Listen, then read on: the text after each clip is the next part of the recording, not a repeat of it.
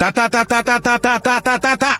Sahur, uma anomalia assustadora e misteriosa que só aparece na hora do sahur. Isso mesmo, ele é um pote que é amigo de Tung Tung Tung Sahur e faz a mesma coisa que ele, só que mais putão. Vocês já conhecem o Tung Tung Tung Sahur. Diz a lenda que se te chamarem 3 vezes na noite de sahur e você não acordar, ele vai até a sua casa. Isso mesmo, o Tung Tung Tung Sahur. E o som que ele faz ao encontrar o dorminhoco é igual um tambor de escola de samba. Tum tum tum tum tum tum tum. Mas o que ninguém te contou é que nem todo mundo tem essa sorte. Diferente do Tung Tung Sahur, o Sahur vai até a sua casa sem avisar. Isso mesmo que você ouviu. Ele não avisa 3 vezes. O bicho é esquentado e já chega estralando igual uma chaleira fervente.